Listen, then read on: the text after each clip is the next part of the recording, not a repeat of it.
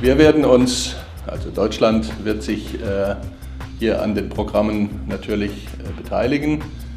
Ich möchte zum einen nennen unser Goethe-Institut, unser Kulturinstitut, das sich mit einer Reihe von Veranstaltungen, Lesungen, Ausstellungen und Ähnlichem an dem Programm beteiligen wird. Aber auch die Botschaft selbst wird oder plant, besser gesagt, eine Reihe von Veranstaltungen.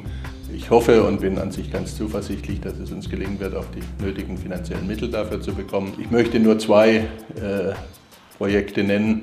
Das eine wäre ein Auftritt des Bachchores aus Marburg, und zwar Marburg in Deutschland, in Maribor.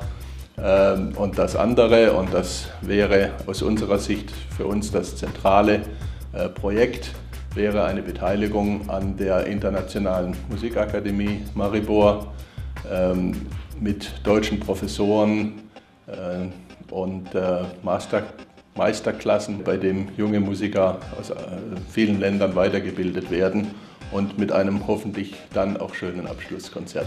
Nochmals viel Erfolg, meine guten Wünsche für Maribor in 2012.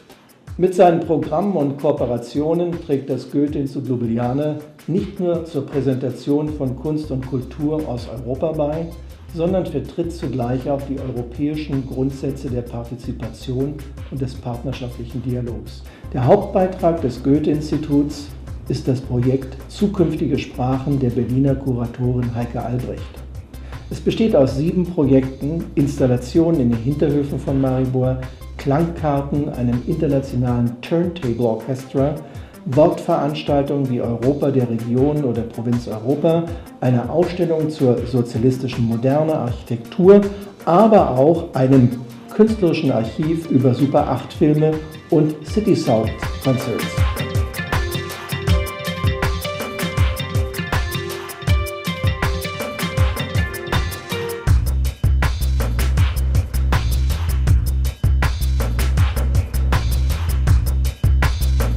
Neben diesen Beiträgen werden wir weitere Beiträge in den Partnerstädten und in Maribor haben, die sich mit Comics beschäftigen, aber auch mit anderen künstlerischen Themen, aber auch der Bereich Film ist vertreten, wie zum Beispiel TV, Kriminalserien aus deutschsprachigen Ländern. Und am Ende werden wir eine Veranstaltung mit dem Thema Wandel durch Kultur, Kultur durch Wandel durchführen.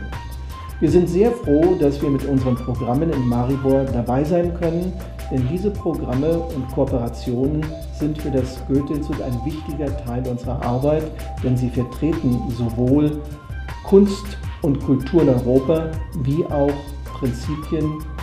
demokratische Prinzipien der Partizipation und des partnerschaftlichen Dialogs.